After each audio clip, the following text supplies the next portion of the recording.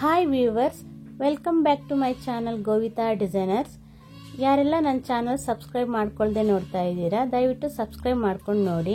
ಪಕ್ಕದಲ್ಲಿರೋ bell icon press ಮಾಡಿ. ನಾನು ಹಾಕೋ ಪ್ರತಿ ಹೊಸ ವಿಡಿಯೋಸ್ ನೋಟಿಫಿಕೇಶನ್ ನಿಮಗೆ ಬರ್ತಾ ಇರುತ್ತೆ. ಯಾವ ವಿಡಿಯೋಸ್ ಕೂಡ ಮಿಸ್ ಮಾಡದೆ ನೋಡ್ಬೋದು.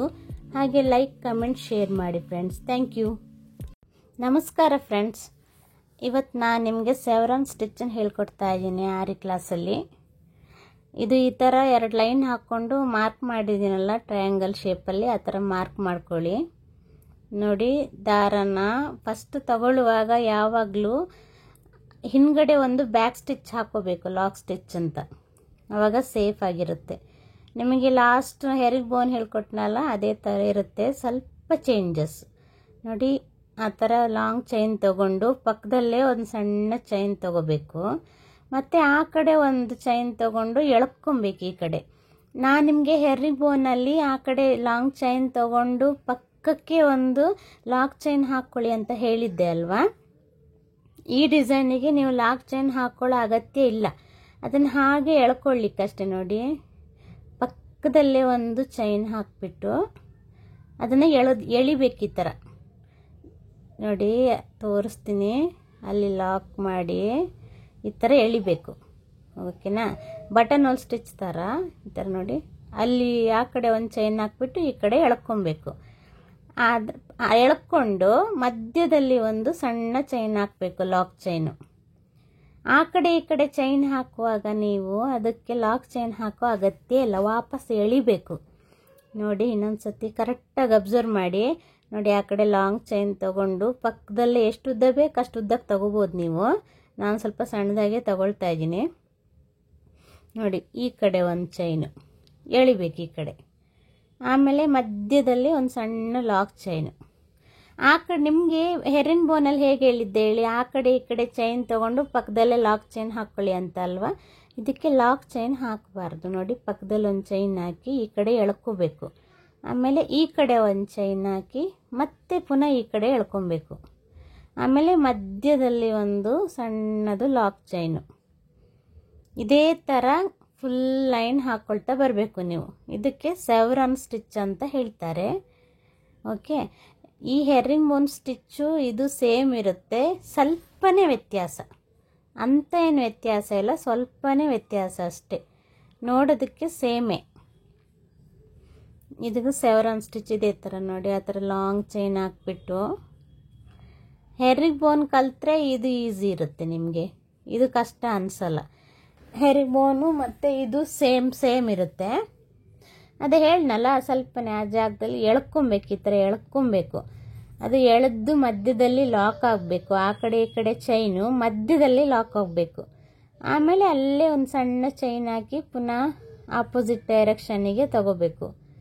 ನಾನು ತಗೊಳ್ತಾ ಇದ್ದೀನಲ್ಲ, ಕರೆಕ್ಟಾಗಿ ನೋಡಿ. ವಿಡಿಯೋನ ಪೂರ್ತಿಯಾಗಿ ನೋಡಿ ಫ್ರೆಂಡ್ಸ್, ನಿಮಗೆ ಕರೆಕ್ಟಾಗಿ ಅರ್ಥ ಆಗುತ್ತೆ. ಈ ಥರ ಅರ್ಧ ಎಲ್ಲ ನೋಡಬೇಡಿ, ಪೂರ್ತಿಯಾಗಿ ನೋಡಿ, ನಿಮಗೆ ಅರ್ಥ ಆಗುತ್ತೆ. ಹಾಗೆ ಮನೆಯಲ್ಲಿ ಸ್ವಲ್ಪ ಪ್ರಾಕ್ಟೀಸ್ ಕೂಡ ಮಾಡಿ. ಪ್ರಾಕ್ಟೀಸ್ ಮಾಡಿದ್ರೆ ಕರೆಕ್ಟಾಗಿ ಗೊತ್ತಾಗುತ್ತೆ ನಿಮಗೆ. ಓಕೆ, ಹಾಗೆ ನೀವು ಯಾವುದೇ ಡಿಸೈನ್ನ ಫಸ್ಟು ಕಲಿಯುವಾಗ ಝರಿ ಥ್ರೆಡ್ಡಲ್ಲಿ ಸ್ಟಾರ್ಟ್ ಮಾಡಿ. ಝರಿ ಥ್ರೆಡ್ಡಲ್ಲಿ ನೀವು ಫಸ್ಟು ಮಾಡಿಬಿಟ್ಟು ಆಮೇಲೆ ಸಿಲ್ಕ್ ಥ್ರೆಡ್ ಯೂಸ್ ಮಾಡಿ, ಆಯಿತಾ. ನೋಡಿ, ಝರಿ ಥ್ರೆಡ್ಡು ತುಂಬ ಟೈಟ್ ಫೀಲ್ ಆಗುತ್ತೆ ನಿಮಗೆ. ಅದು ಚೈನ್ ಸ್ಟಿಚ್ಚಿಗೆಲ್ಲ ಓಕೆ, ಏನು ಪ್ರಾಬ್ಲಮ್ ಇಲ್ಲ. ಬೇರೆ ಬೇರೆ ಡಿಸೈನ್ ಮಾಡುವಾಗ ಅದೆಲ್ಲ ಸ್ವಲ್ಪ ತರಿ ಥರ ಹಿಡ್ದಾಗೆಲ್ಲ ಆಗುತ್ತೆ. ಅದಕ್ಕೆ ನೀವು ಅದರಲ್ಲಿ ಫಸ್ಟ್ ಪ್ರಾಕ್ಟೀಸ್ ಮಾಡಿ. ಸಿಲ್ಕ್ ಥ್ರೆಡ್ ಕೆಲವೊಂದು ಡಿಸೈನ್ ಉಂಟಲ್ಲ, ನೀವು ಕಲ್ತ್ರ ಮೇಲೆ ಸಿಲ್ಕ್ ಥ್ರೆಡ್ಡೇ ಬೆಟರ್. ಸಿಲ್ಕ್ ಥ್ರೆಡ್ಡು ತುಂಬ ಸುಲಭ ನಿಮಗೆ. ಆಮೇಲೆ ಹ್ಯಾಂಡ್ಲ್ ಮಾಡೋದು ಗೊತ್ತಾಗ್ಬಿಟ್ರಂತೂ ತುಂಬ ಸುಲಭ. ನಿಮಗೆ ದಾರನ ಹೇಗೆ ಹ್ಯಾಂಡ್ಲ್ ಮಾಡಬೇಕನ್ನೋ ಟಿಪ್ಸ್ ಎಲ್ಲ ಕೊಡ್ತೀನಿ ನಾನು, 1 by 1 ಕೊಡ್ತೀನಿ. ನೀಡಲಿಂದ ದಾರನ ಹೇಗೆ ತೆಗಿಬೇಕಂತ ಹೇಳಿ. ನಾನು ಫಸ್ಟ್ ಕಲಿಯುವಾಗ ಹೇಗೇಗೋ ಕಷ್ಟಪಟ್ಟಿದ್ದೀನಿ. ಕಲಿಯುವಾಗ ಗೊತ್ತಿಲ್ಲಲ್ಲ, ಟಿಪ್ಸ್ ಗೊತ್ತಿಲ್ಲ, ಹೇಗೆ ಮಾಡಬೇಕಂತ ಗೊತ್ತಿಲ್ಲ. ನಾನು ಆನ್ಲೈನಲ್ಲೇ ಕಲ್ತಿರೋದು. ಹಾಗಾಗಿ ಆಚೆ ಎಳೆಯೋದಂತೆ, ಈಚೆ ಎಳೆಯೋದಂತೆ, ಆಮೇಲೆ ದಾರ ಕಿತ್ತೋಗೋದಂತೆ, ಮತ್ತು ಕೆಳಗಡೆ ಟೈಟ್ ಇಟ್ಕೊಳ್ಳೋದು, ಲೂಸ್ ಇಟ್ಕೊಳ್ಳೋದು, ಮತ್ತು ಈ ಥರ ನೀಡಲ್ ನೋಡಿ ಬಿಟ್ಟು ಹೋಯ್ತಲ್ಲ ದಾರ, ಅದೇ ಥರ. ಏನು ಗೊತ್ತಾ, ಅದು ನಾವು ನೀಡಲಲ್ಲಿ ಹಿಡಿತೀವಲ್ವ, ಹಿಡಿದ ನಂತರ ಮತ್ತು ಕೆಳಗಡೆ ಏನಾದರೂ ಒಂದು ಸತಿ ಲೂಸ್ ಬಿಟ್ಬಿಟ್ವಿ ಅಂದರೆ ನೀಡಲ್ಲಿ ಹುಕ್ಕಿಂದ ಬಿಟ್ಟೋಗ್ಬಿಡುತ್ತೆ ದಾರ. ಆ ಥರ ಎಲ್ಲ ಆಗುತ್ತೆ. ಈಗ ನೀವು ದಾರದಲ್ಲಿ ನೇರವಾಗಿ ಡಿಸೈನ್ ಹಾಕೋದ್ರಿಂದ ಏನು ಗೊತ್ತಾಗ್ತಾ ಇಲ್ಲ. ಜರ್ದೋಸಿ ವರ್ಕಲ್ಲಿ ನಿಮಗೆ ಇರೋದು ಹಬ್ಬ. ಜರ್ದೋಸಿ ವರ್ಕ್ ನಾನಂತೂ ಅದೆಷ್ಟು ವೇಸ್ಟ್ ಮಾಡಿದ್ದೀನಿ ಜರ್ದೋಸಿನ ಅಂತ ನನಗೆ ಗೊತ್ತಿಲ್ಲ. ಆಮೇಲೆ ಹೀಗೆ ನನ್ನಷ್ಟಕ್ಕೆ ನಾನೇ ಟ್ರೈ ಮಾಡಿ ನೋಡಿದೆ, ಯಾವ ಥರ ಟಿಪ್ಸ್ ಯೂಸ್ ಮಾಡಿದರೆ, ಯಾವ ಥರ ಹ್ಯಾಕ್ ಯೂಸ್ ಮಾಡಿದರೆ ಮ್ಯಾನೇಜ್ ಮಾಡ್ಬೋದು ಅಂತ ಹೇಳಿ. ಆಮೇಲೆ ಕಲಿತೆ. ನಾನೇನು ಮಾಡಿದೆ ಅಂದರೆ ಒಂದೇ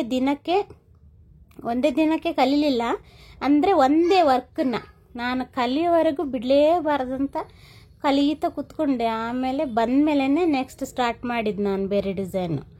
ಅದೇ ಥರ ನೀವು ಅಷ್ಟೇ ಪ್ರತಿ ಡಿಸೈನ್ನು ನೀವು ಬರೋವರೆಗೂ ಬಿಡಲೇಬೇಡಿ. ಈಗ ಒಂದು ಸ್ಟಿಚ್ ಬರಲಿಲ್ಲ ಅಂದರೆ, ಈಗ ಚೈನ್ ಸ್ಟಿಚ್ ಕಲ್ತ್ರಿ ಹೌದಾ, ಅದು ನಿಮಗೆ ಕಷ್ಟ ಅನಿಸಲ್ಲ, ಅದು ತುಂಬ ಸುಲಭ ನಿಮಗೆ ಅನಿಸುತ್ತೆ ಅಲ್ವಾ. ಈಗ ಇದನ್ನು ಹಾಕುವಾಗ ಇದು ದಾರ ಕೂಡ ಎಳೆಯೋದೆಲ್ಲ ಬರೋದೇ ಇಲ್ಲ ನೋಡಿ. ಹೋಲ್ ಒಳಗಿಂದ ಈ ಕಡೆ ಆ ಕಡೆ ಎಳೆಯುವಾಗೆಲ್ಲ ಸರಿ ಬರೋದೇ ಇಲ್ಲ ಅಂತ ಅನಿಸುತ್ತೆ, ನಿಮಗೆ ಕಷ್ಟ ಅನಿಸುತ್ತೆ ನೋಡಿ. ಎಷ್ಟು ಟೈಟಾಗಿದೆ, ಮಧ್ಯೆ ಲಾಕ್ ಆಯ್ತಲ್ವಾ. ಈ ಕಡೆಯಿಂದ ದಾರ ತಗೊಂಡೆ, ಆ ಕಡೆಯಿಂದ ದಾರ ತಗೊಂಡೆ, ಅದು ಎರಡೂ ದಾರ ಮಧ್ಯೆ ಲಾಕ್ ಆಗೋಕ್ಕೆ ಹೋಗಿ ಕೆಳಗಡೆಯಿಂದ ದಾರ ಮೇಲೆ ಬರ್ತಾನೆ ಇಲ್ಲ. ಅದೇ ಸಿಲ್ಕ್ ಥ್ರೆಡ್ ಆದರೆ ಜಾರ್ಕೊಂಬಂದ್ಬಿಡುತ್ತೆ. ಇದು ನೋಡಿ, ಜರ್ದೋಸಿ ಥ್ರೆಡ್ ಮೇಲೆ ಬರದೇ ಇಲ್ಲ. ಈ ಥರ ಪ್ರಾಬ್ಲಮ್ಸ್ ಎಲ್ಲ ಫೇಸ್ ಮಾಡ್ತಿದ್ದೆ ನಾನು ಕಲಿಯುವಾಗ. ನೋಡಿ ಕಾಣಿಸ್ತಾ ಇದೆ. ಆ ಕಡೆಯಿಂದ ಒಂದು ಚೈನ್ ತೊಗೊಂಡೆ, ಈ ಕಡೆಯಿಂದ ಒಂದು ಚೈನ್ ತೊಗೊಂಡೆ, ಅದು ಎಳೆದು ಮಧ್ಯೆ ಲಾಕ್ ಮಾಡೋದಲ್ವಾ. ಆ ಕಡೆಯಿಂದನೂ ಲಾಕ್ ಆಯಿತು, ಈ ಕಡೆಯಿಂದನೂ ಲಾಕ್ ಆಯಿತು. ಮತ್ತು ಅದೇ ಸಣ್ಣಕ್ಕೆ ಚೈನ್ ತೊಗೊಂಡು ಮೇಲೆ ಎಳೆಕ್ಕೆ ದಾರ ಬರೋದೇ ಇಲ್ಲ, ಟೈಟಾಗಿ ಬಿಡುತ್ತೆ. ಅದೆಲ್ಲ ಸ್ವಲ್ಪ ಟಿಪ್ಸ್ ಯೂಸ್ ಮಾಡಬೇಕು. ಅದು ನಿಮಗೆ ಸಪ್ರೇಟ್ ವಿಡಿಯೋ ಮಾಡ್ತೀನಿ ನಾನು, ಅಂಥ ಟೈಮಲ್ಲೆಲ್ಲ ಹೇಗೆ ಹ್ಯಾಂಡಲ್ ಮಾಡಬೇಕು ದಾರನ ಅಂತ. ಅಲ್ಲಿವರೆಗೂ ಈ ಥರ ನಾನು ಬೇಸಿಕ್ ಹೇಳ್ಕೊಡ್ತೀನಲ್ಲ ಸ್ಟಿಚ್ಚಸ್ಸು, ಅದೆಲ್ಲ ಕಲಿತಾ ಬನ್ನಿ. ಆಮೇಲೆ 1 by 1 ಟಿಪ್ಸ್ ಕೂಡ ಹಾಕ್ತಾ ಬರ್ತೀನಿ, ಪ್ರಾಕ್ಟೀಸ್ ಮಾಡಿದರೆ ಆಯಿತು. ಯಾವುದೇ ಕಾರಣಕ್ಕೂ ನೀವು ಮಾತ್ರ ಕಲಿಯುವಾಗ ದಾರನ ಬರೋದಿಲ್ಲ ಅಂಥೇಳಿ ಆಚೆ ಈಚೆ ಎಳೆಯೋಕ್ಕೆ ಹೋಗಿಬಿಡಿ. ಸ್ಟ್ರೈಟಾಗೆ ಹಾಕಿಬಿಟ್ಟು ಸ್ಟ್ರೈಟಾಗೆ ತೆಗೀರಿ. ದಾರ ಎಳೆಯೋಕ್ಕೆ ಬರಲಿಲ್ವಾ ಒಂದು ಸತಿ ಬಿಟ್ಟು ತಗೊಳ್ಳಿ, ಪರವಾಗಿಲ್ಲ. ಬಿಟ್ಟು ತೊಗೊಂಡ್ರೂ ಪರವಾಗಿಲ್ಲ. ಅದೇ ಬರಲಿಲ್ಲ ಅಂತ ಫೋರ್ಸಾಗಿ ಎಳೆದ್ಬಿಟ್ರೆ ದಾರ ಕಟ್ಟಾಗಿಬಿಡುತ್ತೆ, ಡಿಸೈನೇ ಹಾಳಾಗಿಬಿಡುತ್ತೆ. ಆಮೇಲೆ ಪುನಃ ಒಂದು ಲೈನ್ ಬಿಚ್ಕೊಂಡು ಅಲ್ಲೇ ಲಾಕ್ ಸ್ಟಿಚ್ ಹಾಕ್ಕೊಂಡು ಎಂಡ್ ನಾಟ್ ಹಾಕ್ಕೊಂಡು ಪುನಃ ಸ್ಟಾರ್ಟ್ ಮಾಡಬೇಕಾಗತ್ತೆ. ಅದೆಲ್ಲ ಟೈಮ್ ವೇಸ್ಟ್ ಅಲ್ವಾ. ಅದಕ್ಕೆ ನೀವು ಯಾವುದೇ ಕಾರಣಕ್ಕೂ ಏನಾದರೂ ಪ್ರಾಬ್ಲಮ್ ಆದರೆ ಬಿಟ್ಬಿಡಿ, ಅದೊಂದು ದಾರನ ಬಿಟ್ಟು ಪುನಃ ಹುಕ್ಕಿಂದ ರೀಸ್ಟಾರ್ಟ್ ಮಾಡಿ, ಸರಿನಾ. ನೋಡಿ ಹಾಕಿ ಮುಗಿಸ್ದೆ. ಈಗ ನಾನು ಝರಿ ಥ್ರೆಡ್ಡಲ್ಲಿ ಹಾಕಿ ಆಯಿತು. ಸಿಲ್ಕ್ ಥ್ರೆಡ್ಡಲ್ಲಿ ಹಾಕೋದು ಹೇಳ್ಕೊಡ್ತೀನಿ. ಮತ್ತು ಎಂಡ್ ನಾಟ್ ಹಾಕೋದು ಹೇಗೆ ಅಂತ ನಿಮಗೆ ತೋರಿಸ್ಕೊಟ್ಟಿದ್ದೀನಿ ಅಲ್ವಾ. ಆ ಎಂಡ್ ನಾಟನ್ನು ನೀವು ಮನೆಯಲ್ಲಿ ಪ್ರಾಕ್ಟೀಸ್ ಮಾಡಿ ಆಯಿತಾ. ಎಂಡ್ ನಾಟನ್ನು ಪ್ರತಿ ಡಿಸೈನಿಗೂ ಎಂಡ್ ನಾಟ್ ಹಾಕಲೇಬೇಕು. ಅದು ಅಲ್ಲದೆ ನೀವು ಸ್ಯಾರಿಗೆ ಡಿಸೈನ್ ಮಾಡುವಾಗಂತೂ ಡಬಲ್ ಎಂಡ್ ನಾಟ್ ಹಾಕಬೇಕಾಗುತ್ತೆ. ಯಾಕೆ ಅಂದರೆ ಸ್ಯಾರಿಗೆ ಏನಾದರೂ ನಿಮ್ಗೆ ಸ್ಟಿಚ್ ಎಲ್ಲ ಬಿಚ್ಚೋಗಿಬಿಟ್ರೆ ಮತ್ತು ಕಸ್ಟಮರು ಬೈಯೋದ್ರೂ ಪರವಾಗಿಲ್ಲ, ಕಿವಿಯಲ್ಲಿ ಕೇಳಿಸ್ಕೋಬೋದು. ಒಂದು ಪಟಾರ ಹೊಡೆದ್ರೆ ಎಂತ ಮಾಡ್ತೀರಾ ಹೇಳೋಕ್ಕಾಗಲ್ಲ. ಕೆಲವೊಂದು ಕಸ್ಟಮರೆಲ್ಲ ಫಸ್ಟ್ರೇಷನಲ್ಲಿ ಇರ್ತಾರೆ. ಆರಿ ವರ್ಕಿಗೆಲ್ಲ ಸಿಕ್ಕಾಪಟ್ಟೆ ದುಡ್ಡಲ್ವಾ. ಅದಕ್ಕೆ ಮತ್ತು ನಾವು ಕೂಡ ಗಂಟೆಗಟ್ಟಲೆ ಟೈಮ್ ಸ್ಪೆಂಡ್ ಮಾಡಿರ್ತೀವಿ ನೋಡಿ. ಈ ಥರ ಅದನ್ನು ಕೂಡ ಸೇಮ್ ಮಾರ್ಕ್ ಮಾಡ್ಕೊಳ್ಳಿ. ಹಾಗೆ 2 ಥ್ರೆಡ್ ತೊಗೊಳ್ಳಿ, 2 ಥ್ರೆಡ್ ತೊಗೊಂಡು ಗಂಟು ಹಾಕ್ಕೊಳ್ಳಿ. ಮತ್ತು ಹಿಂದಕ್ಕೆ ದಾರ ತೊಗೊಂಡು ಒಂದು ಲಾಕ್ ಸ್ಟಿಚ್ ಹಾಕ್ಕೊಳ್ಳಿ. ನೋಡಿ ಈ ಥರ ಒಂದು ಚೈನ್ ತೊಗೊಂಡು ಪಕ್ಕದಲ್ಲೇ ಒಂದು ಚೈನ್ ತೊಗೊಂಡು ಆ ಕಡೆ ಎಳ್ಕೊಬೇಕು. ಮತ್ತು ಆ ಕಡೆ ಒಂದು ಚೈನ್ ತೊಗೊಂಡು ಈ ಕಡೆ ಎಳ್ಕೊಬೇಕು. ಇದನ್ನು ನಾವು ಸೆವರನ್ ಸ್ಟಿಚ್ ಅಂತ ಹೇಳ್ತೀವಿ. ಮತ್ತು ಮಧ್ಯದಲ್ಲಿ ಒಂದು ಸಣ್ಣ ಲಾಕ್ ಸ್ಟಿಚ್ ಹಾಕ್ಕೊಳ್ಳಿ. ಚೈನೆ, ಅದು ಚೈನೆ. ಲಾಕ್ ಸ್ಟಿಚ್ ಅಂದರೆ ಅದೇನು ಬೇರೆ ಥರ ಸ್ಟಿಚ್ ಇರೋಲ್ಲ, ಚೈನೆ ಸಣ್ಣದಾಗಿ ಹಾಕ್ಕೊಬೇಕಷ್ಟೆ. ನೋಡಿ ನಿಮಗೆ ಶಾರ್ಪ್ನೆಸ್ ಹೇಗೆ ಬರಬೇಕಂತ ನಾನು ಫಸ್ಟು ಚೈನ್ ಸ್ಟಿಚ್ ಕ್ಲಾಸಸ್ಸಲ್ಲೆಲ್ಲ ತೋರಿಸ್ಕೊಟ್ಟಿದ್ದೀನಲ್ವ. ಅದೇ ಥರ ಎಡ್ಜಲ್ಲೆಲ್ಲ ಶಾರ್ಪ್ ಹೇಗೆ ಬರಬೇಕು ಅಂತ, ಅದಕ್ಕೆಲ್ಲ ಸಣ್ಣ ಚೈನ್ ಸ್ಟಿಚ್ಚನ್ನೇ ಯೂಸ್ ಮಾಡೋದು. ಮತ್ತೇನು ಬೇರೆ ಟೆಕ್ನಿಕ್ ಏನಿಲ್ಲ. ಸಣ್ಣದಾಗಿ ಹಾಕಿದ್ರೆ ಅಲ್ಲೇ ಲಾಕ್ ಆಗಿಬಿಡುತ್ತೆ, ಅಲ್ಲಿ ಶಾರ್ಪ್ನೆಸ್ ಬರುತ್ತೆ. ನೋಡಿ ಈಗ ವಿ ಶಾರ್ಪ್ ಬಂತಲ್ವ, ಅದೇ ಥರ ನೋಡಿ ಆ ಕಡೆ ಒಂದು ಚೈನು ಈ ಕಡೆ ಒಂದು ಚೈನು. ಎರಡು ಕಡೆ ಚೈನ್ ತೊಗೊಂಡು ಎಳಿಬೇಕು ಈ ಥರ. ನಿಮಗೆ ಹೆರಿನ್ ಬೋನ್ ಸ್ಟಿಚ್ಚನ್ನಲ್ಲಿ ನಾನೇನು ಹೇಳಿದ್ದೆ ಹೇಳಿ, ಆ ಕಡೆ ಚೈನ್ ಹಾಕಿ ಅಲ್ಲೊಂದು ಪಕ್ಕದಲ್ಲಿ ಲಾಕ್ ಚೈನ್ ಹಾಕಿ ಆಮೇಲೆ ಈ ಕಡೆ ಎಳ್ಕೊಬೇಕಂತ ಅಲ್ವಾ. ಆದರೆ ಇದು ಆ ಥರ ಅಲ್ಲ. ಇದು ಆ ಕಡೆನೂ ಸ್ವಲ್ಪ ಲಾಂಗಾಗಿ ಹಾಕ್ಕೋಬೇಕು, ಈ ಕಡೆನೂ ಲಾಂಗಾಗಿ ಹಾಕ್ಕೋಬೇಕು, ಮಧ್ಯದಲ್ಲಿ ಎಳ್ಕೋಬೇಕು. ನಿಮಗೆ ಹೆರಿನ್ ಬೋನ್ ಕನ್ಫ್ಯೂಸ್ ಆಗುತ್ತೆ ಅಂದರೆ ನಾನು ಕ್ಲಾಸ್ ಕೊಟ್ಟಿದ್ದೀನಿ, ಲಾಸ್ಟ್ ಕ್ಲಾಸ್ ಹೆರಿನ್ ಬೋನ್ ಸ್ಟಿಚ್ ಇದೆ, ಹೋಗಿ ನೀವು ಟ್ರೈ ಮಾಡಿ ಆಯಿತಾ. ನೋಡಿ, ಒಂದು ವೇಳೆ ನಿಮಗೆ ಸಿಲ್ಕ್ ಥ್ರೆಡ್ಡು ನೀಡಲಿಂದ ಬಿಟ್ಟು ಹೋದರೆ ಏನು ತಲೆ ಕೆಡಿಸ್ಕೋಬೇಕಂತೇನಿಲ್ಲ ಆಯಿತಾ.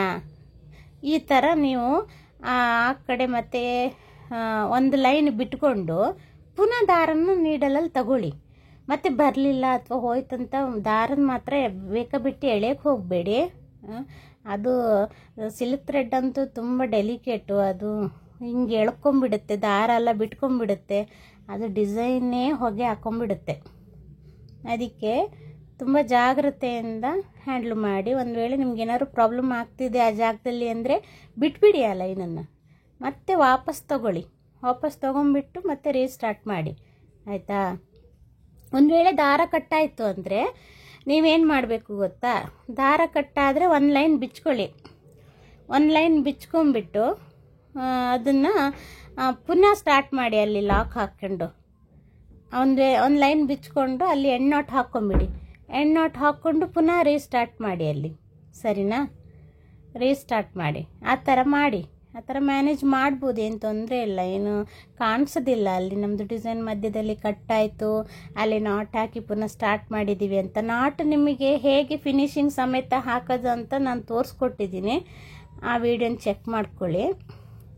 ಅದು ಲಾಸ್ಟ್ ಫಿನಿಶಿಂಗ್ ಬರೋ ಹಾಗೆ ಹೇಗೆ ಎಣ್ಣಾಟ್ ಹಾಕೋದು ಅಂತ ಗೊತ್ತೇ ಆಗೋದಿಲ್ಲ. ನಿಮ್ಮದು ಎಣ್ಣಾಟು ನಾಟೆಲ್ಲ ಅಲ್ಲೆಲ್ಲ ಲಾಕ್ ಆಗಿರೋದೆಲ್ಲ ಗೊತ್ತಾಗಲ್ಲ. ಅದೇ ಥರ ಪ್ರಾಕ್ಟೀಸ್ ಮಾಡಿ. ನನ್ನ ಚಾನಲ್ನ ಯಾರೆಲ್ಲ ಸಬ್ಸ್ಕ್ರೈಬ್ ಮಾಡ್ಕೊಂಡಿಲ್ವೋ ದಯವಿಟ್ಟು ಸಬ್ಸ್ಕ್ರೈಬ್ ಮಾಡ್ಕೊಂಡು ನೋಡಿ, ಸಪೋರ್ಟ್ ಮಾಡಿ ಫ್ರೆಂಡ್ಸ್. ಏನಾದರೂ ಡೌಟ್ಸ್ ಇದ್ದರೆ ಕಮೆಂಟ್ ಮಾಡಿ, ಲೈಕ್ ಮಾಡೋದನ್ನು ಮಾತ್ರ ಮರಿಬೇಡಿ. ವಿಡಿಯೋನ ಪೂರ್ತಿಯಾಗಿ ನೋಡಿ, ಓಕೆನಾ. ನಾನು ಯಾವ ಕ್ಲಾಸು ಮಿಸ್ ಮಾಡಲ್ಲ, 1 by 1 ಕ್ಲಾಸಸ್ನ ಹಾಕ್ತಾನೇ ಇರ್ತೀನಿ. ಮತ್ತು ಬೆಲ್ ಐಕಾನ್ನ ಪ್ರೆಸ್ ಮಾಡಿಟ್ಕೊಳ್ಳಿ, ನಾನು ಹಾಕೋ ಪ್ರತಿ ಹೊಸ ವಿಡಿಯೋನೂ ನಿಮಗೆ ಬಂದು ತಲುಪ್ತಾ ಇರುತ್ತೆ. ಯಾವ ವಿಡಿಯೋ ಕೂಡ ಮಿಸ್ ಮಾಡದೆ ನೀವು ನೋಡ್ಬೋದು. ನಾನು ಪ್ರತಿದಿನ ವಿಡಿಯೋ ಹಾಕ್ತೀನಿ, ಎಲ್ಲ ನೋಡಿ ಕಲಿಬೋದು ನೀವು. ಇದಕ್ಕೆಲ್ಲ ತುಂಬ ಫೀಸೆಲ್ಲ ಕಟ್ಟಿ ಕಲಿಬೇಕು ಆಗುತ್ತೆ ನೀವು ಹೊರಗಡೆ ಹೋದರೆ. ನಾನು ನಿಮಗೆ ಆನ್ಲೈನಲ್ಲಿ ಪೂರ್ತಿಯಾಗಿ ಫ್ರೀಯಾಗಿ ಬೇಸಿಕ್ ಸ್ಟಿಚಸ್ನ ಹೇಳ್ಕೊಡ್ತೀನಿ. ಅಷ್ಟೇ ಅಲ್ಲ, ಮುಂದೆ ಡಿಸೈನ್ಸ್ ಕೂಡ ಹೇಗೆ ಹಾಕೋದು, ಟ್ರೇಸಿಂಗ್ ಹೇಗೆ ಮಾಡೋದು, ಮೊಬೈಲಲ್ಲಿ ಹೇಗೆ ಟ್ರೇಸ್ ಮಾಡೋದು, ಏನೇನು ವಸ್ತುಗಳು ಬೇಕು ಅದಕ್ಕೆಲ್ಲ ಕಂಪ್ಲೀಟಾಗಿ ನಾನು ಹೇಳ್ಕೊಡ್ತಾ ಬರ್ತೀನಿ. ಅದಕ್ಕೂ ಮುಂಚೆ ನೀವು ಬೇಸಿಕ್ ಸ್ಟಿಚೆಲ್ಲ ಕಲಿಬೇಕಲ್ವಾ. ಬೇಸಿಕ್ ಸ್ಟಿಚೆಲ್ಲ ಕಲ್ತ್ರ ಮೇಲೆ ನೀವು ಡಿಸೈನ್ ಸ್ಟಾರ್ಟ್ ಮಾಡ್ಬೋದು. ನೀವು ಇವಾಗಲೇ ಡಿಸೈನ್ ಸ್ಟಾರ್ಟ್ ಮಾಡೋಕ್ಕೆ ಶುರು ಮಾಡಿದ್ರಿ ಅಂದ್ಕೊಳ್ಳಿ, ಆಮೇಲೆ ಮಧ್ಯದಲ್ಲಿ ಕೆಲವೊಂದು ಡಿಸೈನಿಗೆಲ್ಲ ಕೆಲವೊಂದು ಪರ್ಟಿಕ್ಯುಲರ್ ಡಿಸೈನ್ ಸ್ಟಿಚ್ಚೆಲ್ಲ ಹಾಕಬೇಕಾಗಿರುತ್ತೆ. ಆವಾಗ ಏನು ಮಾಡ್ತೀರಿ? ಈಗ ನೀವು ಕಲ್ತಿರೋದ್ರಲ್ಲಿ ಸ್ವಲ್ಪ ಬೀಡ್ಸು ಫಿಲ್ಲಿಂಗ್ ಮಾಡೋದು ಹೇಳ್ಕೊಟ್ಬಿಟ್ರೆ ನೀವು ಒಂದು ಬೇಸಿಕ್ ಅಂತ ಡಿಸೈನ್ ಮಾಡ್ಬೋದು. ಆದರೂ ಕೂಡ ನಿಮಗೆ ಕಂಪ್ಲೀಟಾಗಿ ಸ್ಟಿಚಸ್ ಕಲ್ತ್ರ ಮೇಲೆ ವಾಪಸ್ ಕಲಿಬೇಕಂತ ಏನಿರಲ್ಲ. ನೀವು ಡಿಸೈನ್ ಹಾಕೊಳ್ತಾ ಹೋಗ್ಬೋದು, ಆಮೇಲೆ ನಿಮಗೆ ಗೊತ್ತಾಗುತ್ತೆ, ಓಕೆನಾ. ಮನೆಯಲ್ಲಿ ಪ್ರಾಕ್ಟೀಸ್ ಮಾಡ್ತಾಯಿರಿ, ಹಾಗೆ ನನಗೆ ಸಪೋರ್ಟ್ ಕೂಡ ಮಾಡಿ. ನಿಮ್ಮ ಸಪೋರ್ಟಿಗೆ ನನ್ನ ಆಭಾರಿ ಯಾವಾಗ ಕೂಡ. ದಯವಿಟ್ಟು ಸಪೋರ್ಟ್ ಮಾಡಿ ಫ್ರೆಂಡ್ಸ್. ವಿಡಿಯೋನ ಪೂರ್ತಿಯಾಗಿ ನೋಡಿ ಆಯಿತಾ. ಹೀಗೆ ಮನೆಯಲ್ಲಿ ಒಂದು 2 hour ಆದರೂ ಪ್ರಾಕ್ಟೀಸ್ ಮಾಡ್ತಾ ಇರಬೇಕು. ಪ್ರಾಕ್ಟೀಸ್ ಮಾಡಿದರೆ ಬೇಗ ಕೈ ಕೂತ್ಕೊಳ್ಳುತ್ತೆ. ಥ್ರೆಡ್ಡಲ್ಲಿ ಸಿಲ್ಕ್ ಥ್ರೆಡ್ಡು ಮತ್ತು ಝರಿ ಥ್ರೆಡ್ಡು ಎರಡರಲ್ಲೂ ಪ್ರಾಕ್ಟೀಸ್ ಮಾಡೋದನ್ನು ಮಾತ್ರ ಮರಿಬೇಡಿ. ಯಾವುದೇ ಕಾರಣಕ್ಕೂ ಪ್ರತಿ ಸ್ಟಿಚ್ಚಲ್ಲೂ 1 ರೌಂಡು ಝರಿ ಥ್ರೆಡ್ಡು 1 ರೌಂಡು ಸಿಲ್ಕ್ ಥ್ರೆಡ್ಡಲ್ಲಿ ಪ್ರಾಕ್ಟೀಸ್ ಮಾಡಿ, ಪ್ರತಿ ಸ್ಟಿಚ್ಚನ್ನು ಕೂಡ ಆಯಿತಾ. ಆವಾಗ 2 ಥ್ರೆಡ್ಡಲ್ಲಿ ನಿಮಗೆ ಚೆನ್ನಾಗಿ ಮ್ಯಾನೇಜ್ ಮಾಡೋದು ಗೊತ್ತಾಗುತ್ತೆ. ಮತ್ತು ಎಣ್ಣಾಟನ್ನು ಕೂಡ ಚೆನ್ನಾಗಿ ಪ್ರಾಕ್ಟೀಸ್ ಮಾಡಿ, ಓಕೆನಾ. Thank you friends. ಇದೇ ಥರ ಸಪೋರ್ಟ್ ಮಾಡ್ತಾಯಿರಿ. Thank you.